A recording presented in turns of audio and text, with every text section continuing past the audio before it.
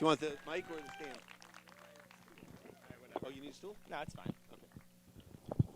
Hello, I am Sam. I'm representing Stand Up and Learn.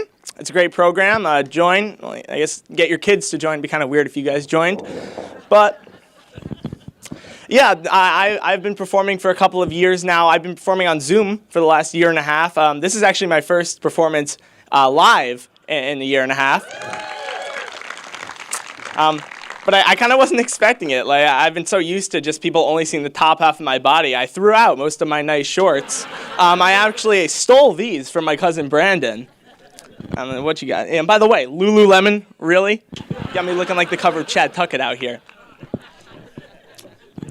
So yeah, when I was little, I wanted to try and play a lot of sports, you know. I saw these sports movies that like Little Giants, Mighty Ducks, The Sandlot. They make kids' sports look so cool, you know. Like sure, the team might be bad at first, but they get it together and they win the big game. So I thought if I played sports, it'd be just like that. I saw the Karate Kid, joined a dojo, chopped a few fake boards in half, thought I was the man. I was not.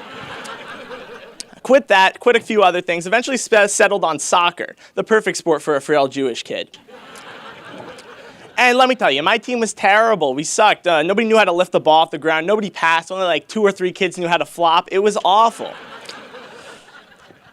I think we might have been the worst sports team ever assembled. And that comes seriously from me, because I am a Jets fan. Yeah, you're all laughing, because you're all Patriots fans, yeah. Guess what? It's over. Tommy Boy's gone. Welcome to mediocrity. Come on in. The water's fine.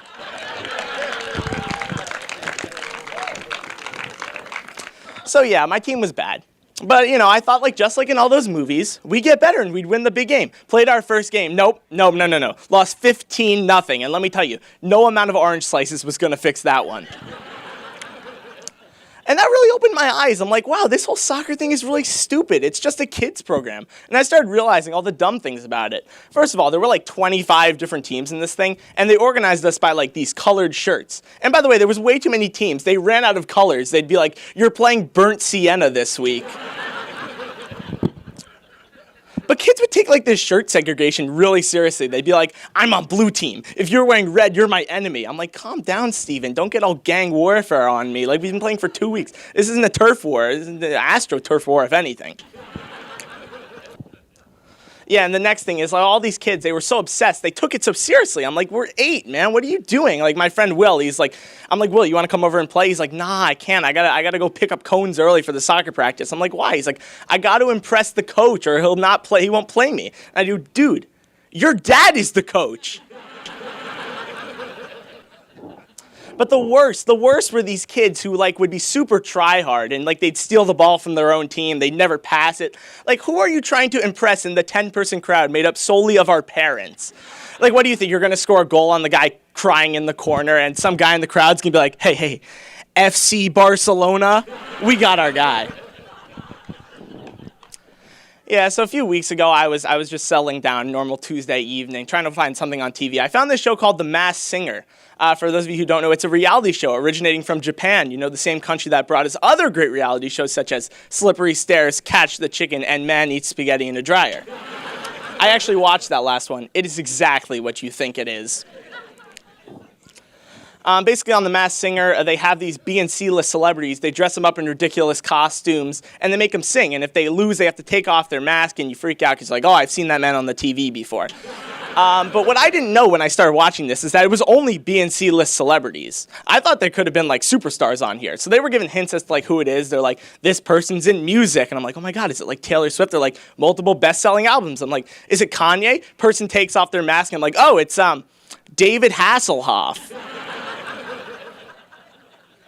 And I don't have anything against David Hasselhoff necessarily, but I don't think I would recognize him unless he was wearing a shirt that said, I am David Hasselhoff on it. But you know what? What was I really expecting? Who's going to be on this show? On any reality show, the contestants have to be less famous than the judges, which means that whoever's on this has to be less famous than Ken Jeong. And, I feel like I'm more famous than Ken Jeong. So that leaves you with a very small group of people. You know, you got Matt Damon's stunt double, the ugly Hemsworth, and that one guy who was on Saved by the Bell in 1997, and it's kind of just been from there. Like really, it's like Brad Pitt sitting in his house. He's like, yeah, I got money, wealth, fame, all that. But you know what my childhood dream was? To be an octopus astronaut on The Masked Singer for 3 weeks. That seems like a great way to spend my February. What a scam. But you know what? I really did like The Masked Singer after all that. So maybe I should check to see if Man Eats Spaghetti in a Dryer has gotten a primetime deal yet. So me and my family were in Chicago a few weeks ago, and we visited this sculpture called The Bean. It's actually not called The Bean, it's called the Cloud Gate, and it was made by this guy called Anish Kapoor, who's really mad that everyone calls it The Bean. And, you know, like, I get that. Like, if I worked on something for 5 years and some guy just walked up to it all of a sudden, he's like, that looks like a bean, and my whole thing was ruined. But you know what? The more I looked into this Anish Kapoor guy, I realized he's like your typical art loser. Like, and he just like does a bunch of annoying stuff. Like, there was this new color that got made called Vanta Black, which is just like a darker version of black, which in itself is like kind of weird. Like, I thought the black that we had now was fine. Like, was there really some guy who's like, yeah, you know the black we have now? I want a black version of that. You know, I want to see less than nothing. But yeah, this Anish Kapoor guy, he goes and he buys the rights to Vanta Black. So he owns it. No other artist can use it. But the thing with Vanta Black is it's like chemically unstable, like burn your eyes off type of chemically unstable. But he's the only one that can use it, which angered a lot of people in the art community, including this guy Stuart Semple, who is my hero. If you look up on Google, Anish Kapoor arch rival, Stuart Semple comes up.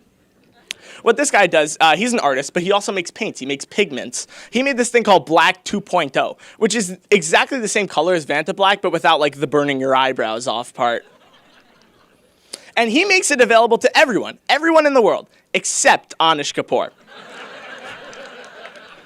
It's so petty. You know what? I went on the website to try to buy this Black 2.0, and on the bottom of the website, it was a checkbox. It said, please check to confirm that you are not Anish Kapoor.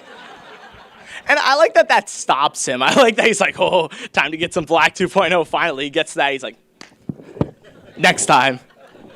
It's so petty, and I love it. Like, this Stuart Semple guy has all the talent in the world, and he just uses it to screw with this one other guy.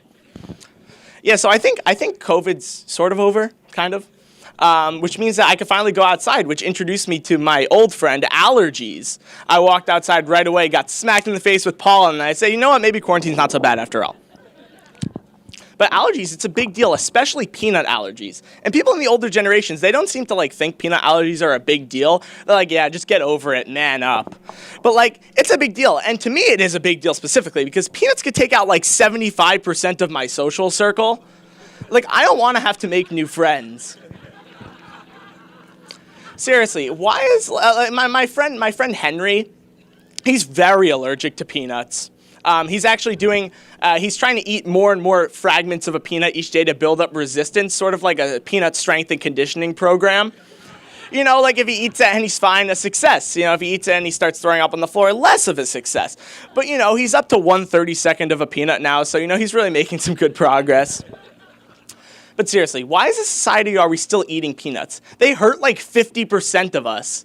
And for some people, it's so deadly that like, you don't even have to eat it for it to hurt you. It just has to be in like the same room. Like at least the bullet has like a chutzpah to actually hit you.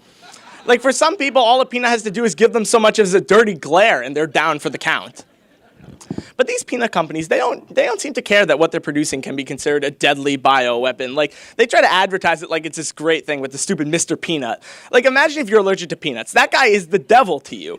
Like, you're on the ground, like dying, like you're throwing up or whatever, and you look up and there's that Mr. Peanut with his stupid top hat and monocle, like, you were a hard nut to crack. Like, that's the stuff of nightmares.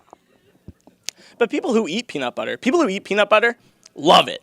Like they care so much about people who are allergic to peanut butter actually wanting to eat it. They created sun butter, which is like peanut butter's less cool cousin, so that people who are allergic to it can have a chance to eat it. But sun butter sucks. It's like sun butter is to peanut butter what Ringo is to the Beatles. Clearly the worst, yet somehow sticking around the longest.